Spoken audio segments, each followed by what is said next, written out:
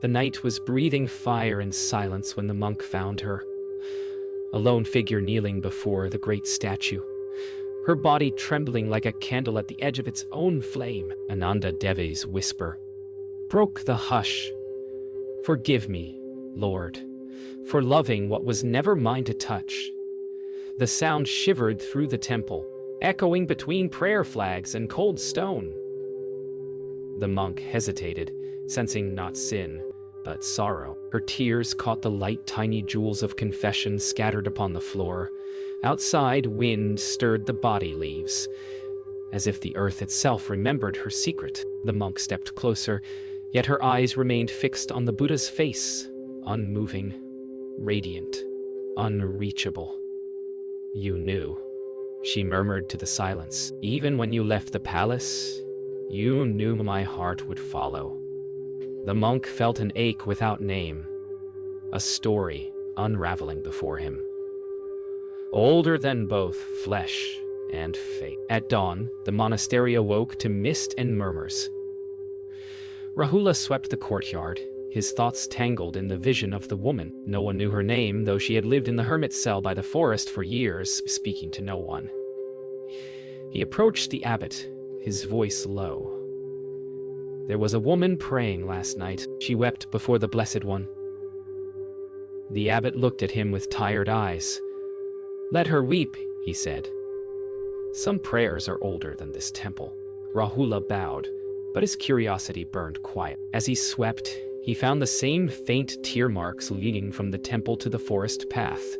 Each drop shimmered like a relic of sorrow. The wind whispered through the prayer flags again, and somewhere deep in the forest, a woman's voice began chanting softly, a sound like forgiveness wearing the face of grief. Ananda Deva's hut stood on the edge of the forest, built of bamboo and clay, walls perfumed by jasmine and old incense. She lived alone, her days spent in meditation and silence. But that morning, she unfolded a tattered silk cloth and revealed beneath it an ancient ornament, a lotus brooch of gold. Her fingers lingered on it with reverence and sorrow. "I once wore this," she whispered to the empty room, when the world still called him prince. The wind answered by lifting the edge of her robe, carrying the scent of sandalwood and memory. She closed her eyes, the past flooding through her. The sound of drums, the palace gardens, his laughter echoing through the marble halls. She smiled faintly, not from joy, but from remembering that even then, the seed of parting was already sown. That evening, Rahula brought her offerings, rice, water, and silence. He left them by the door, uncertain if she would speak. From within came her voice, soft and steady. "Why do you seek what should remain unasked?" He froze, startled by her knowing. "Forgive me, sister," he stammered. "I only wish to serve." Her shadow appeared against the bamboo wall, hands clasped. "Service without understanding becomes attachment," she said gently. "And attachment even to kindness binds us." Her words settled like falling petals, each syllable a lesson. Rahula bowed deeply. "Then what is freedom?" he asked. The door creaked open just enough for him to see her eyes. Dark, luminous, kind. "Freedom," she said, "is when even love stops asking to be seen." That night, the moon hung low over the forest, bathing everything in pale blue stillness. Ananda Devi sat by her window, gazing toward the distant monastery. Her thoughts drifted like mist, not of regret, but of the man who once walked barefoot into the unknown, leaving behind the world they both loved. She whispered his name for the first time in years.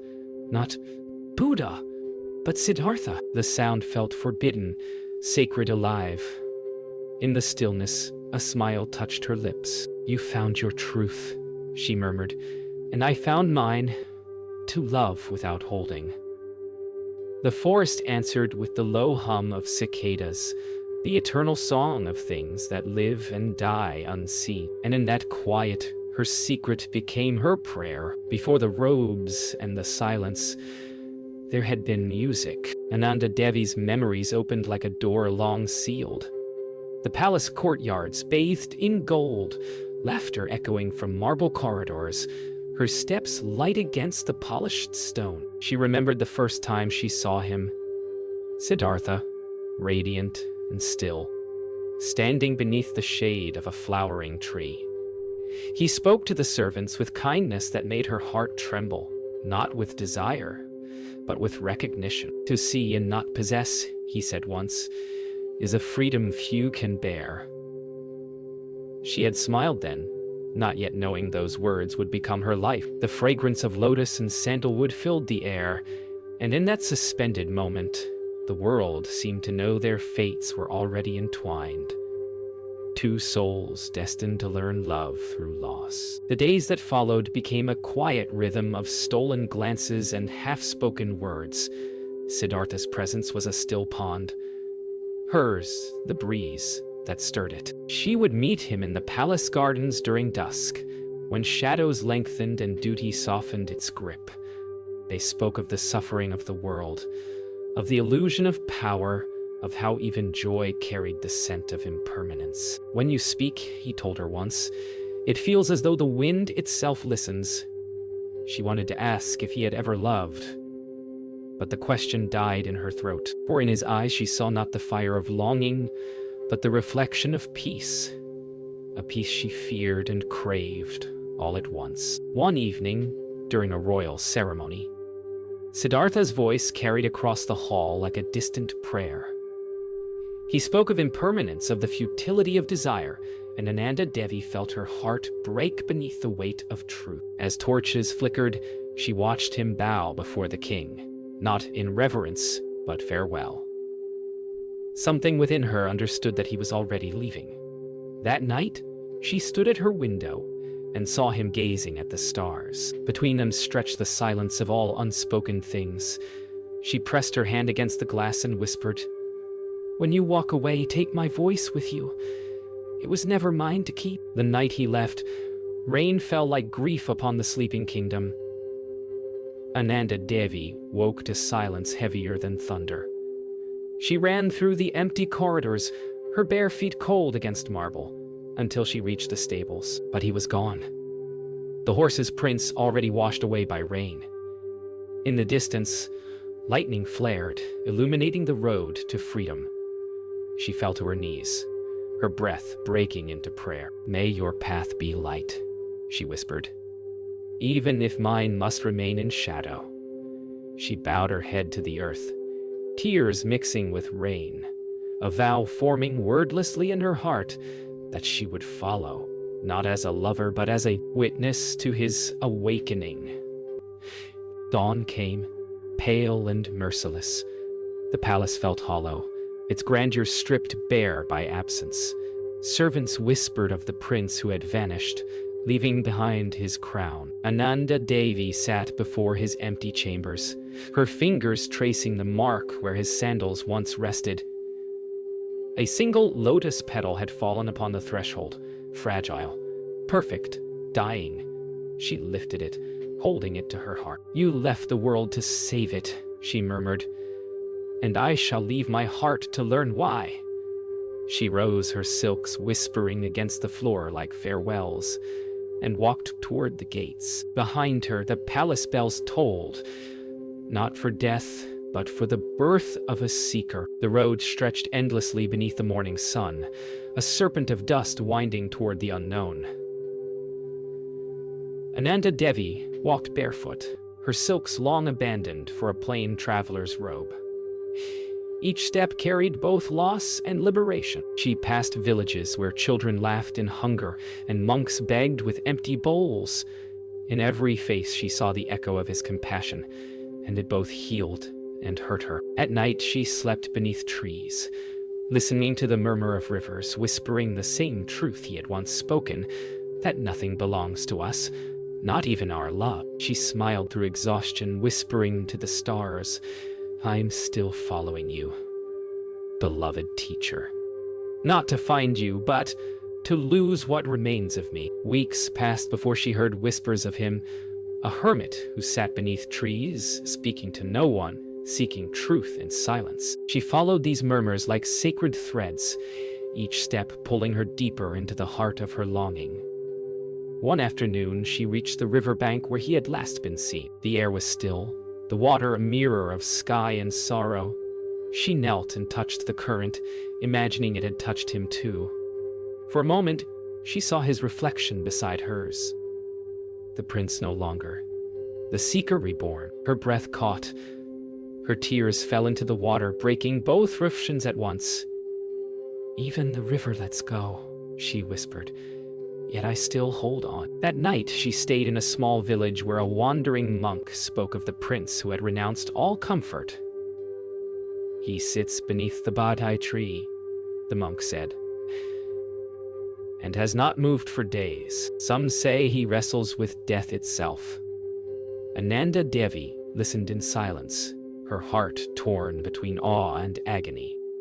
She wanted to go to him, to see with her own eyes the man she once loved, now standing at the edge of enlightenment. But she knew her presence might awaken his past, the very thing he had set out to silence. So she bowed to the monk and whispered, "Then I shall pray where my tears cannot reach him."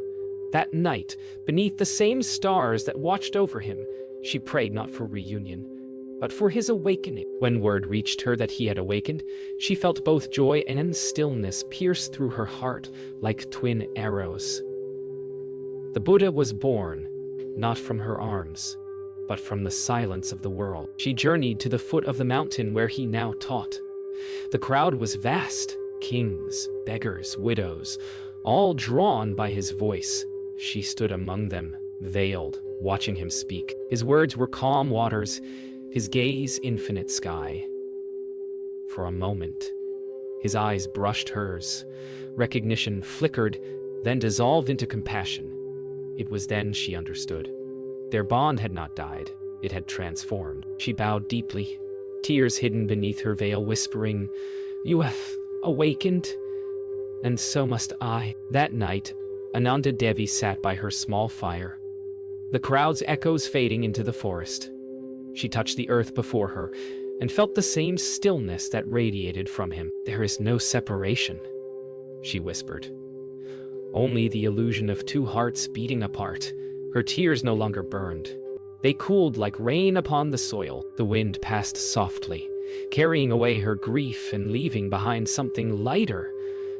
Devotion, unbound by form or name. She gazed into the dying embers, and for the first time since his departure, she smiled without sorrow. "He became the Buddha," she murmured, "and I, the silence that understood why." Years passed like ripples across a forgotten lake. The kingdom faded into dust, but Ananda Devi's footsteps carried her farther from who she had been. When she reached the Sangha, she shaved her head and took the vows of silence. No one knew her name. They called her Bhikkhuni Mira, a seeker among seekers.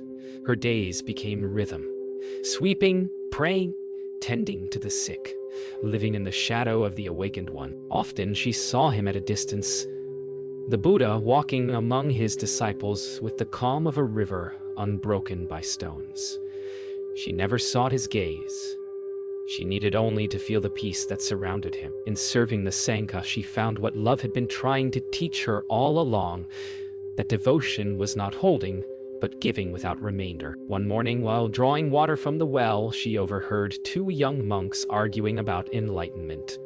"Can one who once loved be free of desire?" one asked. Mira smiled faintly. The question was her mirror. When they noticed her, she only said, "Even desire can be purified when it forgets itself." The younger monk frowned. "But to forget is to lose." She shook her head. "No," she whispered. "To forget is to remember what was never separate." Her voice was steady, neither prideful nor meek, the sound of a heart that had burned and been reborn as light. The monks fell silent, bowing slightly, realizing that truth sometimes wears the face of loss. During one teaching, the Buddha spoke to the Sangha beneath a canopy of trees. His words flowed like wind over still water, gentle, unforced, infinite. Mira sat among the others, her gaze lowered, yet every syllable entered her like breath returning home. "Attachment," he said, "is not love. True love asks for nothing, She felt the truth pierce her gently, like sunlight through closed eyelids. Her heart did not ache as it once did. Instead, it opened, vast and tender. As he finished, she looked up for the first time. Their eyes met briefly, and he smiled, not as a man who once knew her, but as the Buddha who saw in her reflection the same freedom he had found. In that moment, her longing dissolved into stillness. The monastery slept early that night, but Mira remained awake, walking alone by the lotus pond. The moon mirrored her reflection, no longer a woman who loved, nor a shadow of longing, but a vessel emptied of all names. She whispered softly to the still water, "If love becomes silence, then perhaps silence is its truest form." A faint breeze rippled the pond, scattering her reflection into silver fragments. In that breaking, she felt whole. The night hummed with cicadas, and somewhere beyond the hills, the Buddha's voice continued within her, not in words, but in presence. She knelt, bowed to the moonlit water, and smiled. The separation had finally ended, not in meeting, but in understanding. Seasons turned. Leaves fell and returned, and Mira's silence deepened into grace. She became known among the monks as the one who speaks through stillness. When the sick came, she tended to them without fear. When the hungry came, she shared her meal. No one knew her story, and she never offered it. Yet, the Buddha once paused before her during alms round, his bowl empty, his eyes filled with knowing. She bowed. He said only, "You have understood." It was the only time he spoke to her since awakening, and the only time she felt no ache in hearing his voice. When he walked away, she closed her eyes and let the wind carry his words through her being. There was nothing left to desire, nothing left to lose. Only the quiet joy of release. The rains came late that year, washing the dust of countless pilgrimages from the earth. Mira stood beneath the Bodhi tree after the Buddha's discourse, the crowd thinning like mist at dawn. She lingered not out of longing but gratitude, a quiet witnessing of what had once been her torment, and was now her freedom. She knelt, touching the roots that had cradled his awakening. "All that I loved has led me here," she whispered, "to love that no longer needs a name." Her voice was barely more than a breath, yet the air seemed to still around her. When she lifted her gaze, the Buddha stood across the clearing, eyes upon her, neither surprise nor recognition, only timeless compassion. The wind stirred between them, carrying her unspoken truth to where words could not follow. That evening, Mira helped an old monk prepare herbs for the sick. As the scent of crushed leaves filled the hut, the monk said quietly, "You look upon him as though you have known him in another life."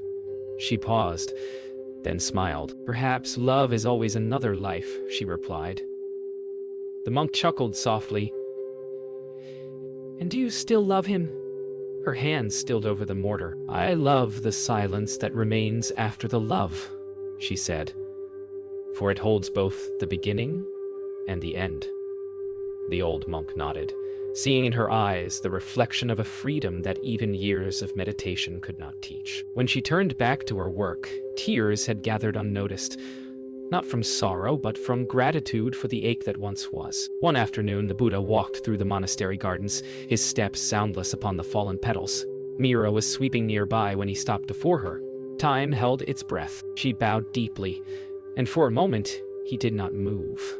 Then he said in silence, "Truth ripens." She lifted her head slightly, and their eyes met, no longer as teacher and disciple, nor as man and woman, but as two souls freed by the same flame. He offered her a single lotus from his bowl. "The flower blooms and fades," he said, "yet its fragrance lingers beyond sight." She accepted it without word or gesture, for both already understood. When he turned to leave, her heart was empty and full all at once, the perfect stillness of completion. That night, she placed the lotus on her small altar beside a worn parchment and a single candle. The flame flickered, casting soft shadows against the bamboo wall. She thought of the life she had lived before robes and silence, of a palace, of rain-soaked corridors, of a name she no longer used. Her tears came quietly, neither sorrowful nor sweet. "The heart," she whispered, "is both wound and temple." She wrote a single line upon the parchment. "I loved the Buddha, and in that love, I learned to let go of myself." She folded it carefully, sealing it with wax, not as confession but as offering. Outside, the wind shifted, carrying the scent of lotus and rain through her open window, as though the earth itself bowed in witness. At dawn, Mira walked once more to the Bodhi tree. The monks were already gathering, but she remained apart, sitting at the edge of the clearing. The Buddha's voice reached her across the murmuring leaves, calm, eternal, free of self. She closed her eyes, the lotus fragrance still upon her palms. A memory rose. The young prince beneath the palace tree, smiling with eyes that had already seen the world's sorrow. Her lips moved silently, forming the final words of her heart. "May my love become the stillness that guards your light." The wind stirred, and for an instant it seemed the leaves themselves whispered her name. She bowed one last time, not to him, but to the truth they had both found. That love, when freed from desire, becomes the purest path to awakening. The years had folded into silence. Mira's hair, once dark, had turned to ash beneath the sun.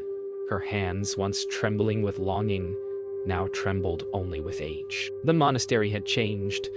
New monks, new voices, the same eternal rhythm of dawn bells and evening prayers. She moved slowly now, like a leaf drifting toward its final rest. One morning, as the wind stirred the Bodhi leaves, she felt a quiet certainty bloom within her. It was time. She sat before her window, the same window where once she had whispered his name, and gazed at the horizon where the mountains bowed into light. "All that I was," she said softly, "has already returned to him." And as she spoke, her heart filled with peace, not the peace of forgetting, but the peace of completion. That evening she took out the sealed parchment she had written years before, the one that carried her unspoken truth. She broke the wax, read it again, and felt her heart tremble with both memory and release. "This story was never mine," she murmured, "but the world's, written through me by karma's gentle hand."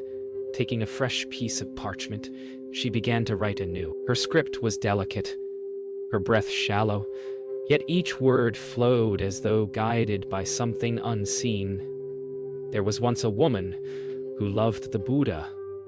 Her love was her awakening." She smiled faintly, her tears falling upon the ink, turning it into a shimmering river. Outside, the night wind sighed, as if the universe leaned close to listen. She wrote until the lamp's flame faltered. With each word, the years fell away. The palace, the rain, the laughter, the parting. When the ink ran dry, she whispered, "It is enough." She placed the finished letter beside the lotus he had once given her, now dried and delicate as memory. Then she knelt before her small altar. "Forgive me," she said, "not for loving, but for hiding that love from the light." Her voice broke softly, the way a wave breaks upon the shore, only to return to the sea that bore it. She smiled through tears. "May this truth set even one heart free." And with that she bowed deeply, her forehead touching the floor, as if laying down her final offering to the silence she had served all her life. Before dawn she felt her breath grow shallow. The world dimmed, yet the air shimmered with quiet radiance. She reached for the letter, pressed it to her heart, and whispered his name one final time, not as Siddhartha, not as Buddha, but as the mirror through which she had seen eternity. "We were never apart," she murmured. The first rays of sunlight slipped through the window, painting her face in gold. Her final exhale was not a sigh, but a release, like the sound of wind passing through 1,000 leaves. Outside, the Bodhi tree rustled as if bowing to her passing. Within the hut, peace remained, vast and still, untouched by grief. When the monks found her, She looked as though she had merely fallen asleep. In her hands they found the letter, its seal intact. Her fingers curled around it protectively. Rahula, now a learned monk, took it from her grasp with reverence. He placed his palms together and whispered, "May your truth guide the hearts yet to awaken." He set the parchment upon her chest and bowed. The others watched in silence as the morning bell rang, echoing through the monastery like a final blessing. A single body leaf drifted in through the window, landing upon her heart. It glowed briefly in the sun, then stilled. The monks chanted softly, their voices weaving through the air, a hymn for love's liberation. The morning after Mira's passing, the monastery was steeped in a silence deeper than prayer. Monk Rahula carried her sealed letter to the Bodhi tree, his steps slow, reverent. The wind moved gently, as if guiding him toward her spirit. Sitting beneath the spreading branches, he broke the wax and unfolded the parchment. The handwriting trembled with age, yet flowed like a river remembering its course. The first line read, "I loved the Buddha before he was the Buddha, and that love became the light that freed me." His breath caught. Each word shimmered with truth, too tender to remain secret. He read on, tears tracing paths down his cheeks, realizing that what he held was not confession, but liberation, a soul's journey from longing into awakening, written in ink and mercy. Purest, he read her words aloud beneath the rustling leaves, his voice trembling like the wind. Love, when freed from desire, becomes the same compassion that awakens the world. Each sentence unfolded like a sutra, the rhythm of a heart that had transcended itself. The monks gathered quietly around him, drawn by the sound, not of sorrow, but of truth being reborn. The abbot, hearing the verses, closed his eyes in prayer. "She has become the teaching," he whispered. The monks bowed their heads, tears falling silently onto the roots of the sacred tree. Rahula continued reading until the final line. "If my love becomes the silence that guards his light, then may it never end." The air itself seemed to hold its breath, as if the universe paused to honor her vow. By evening, news of Mira's final words had spread through the Sangha. The Buddha sat before his disciples as the sun bled softly into the horizon. He said nothing for a long while. Then, looking toward the Bodhi tree where her body had been cremated, he spoke. "Even love, when freed of clinging, becomes the path. Her heart has walked that path fully." His voice was steady, yet those closest to him saw the faint glimmer in his eyes, not grief, but recognition. He closed his eyes in meditation, and the entire assembly followed, the silence swelling like an ocean. In that shared stillness, it was as though Mira herself breathed among them. No longer body, no longer name, only the echo of a love that had learned to let go. That night, Rahula placed Mira's letter within a small shrine beside the Bodhi tree. He lit a single lamp and whispered, "May her truth light the hearts of those who wander." The flame flickered, casting her words in a golden glow. He imagined her sitting there once more, younger, kneeling, her eyes full of both love and surrender. "You followed him not in shadow," he said softly, "but in light." The wind rose gently, carrying the scent of lotus blossoms through the air.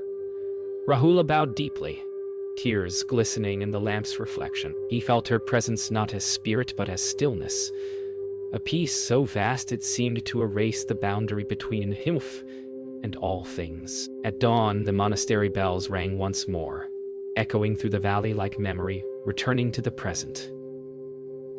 The monks gathered for prayer, their voices rising in a chant inspired by Mira's final words. "To love without owning, to give without remaining, this is the path of awakening." The Buddha stood beneath the Bodhi tree, watching the light spill across the earth. For a brief moment, a white lotus bloomed from the pond nearby, though none had planted it there. Its petals opened to the rising sun, trembling, alive. A gift from the unseen. As the chant faded, a single breeze passed through the temple grounds, stirring the prayer flags into motion. Somewhere, unseen yet felt, the spirit of Ananda Devi smiled. Love, transmuted into eternity, her truth now part of the breath of the world.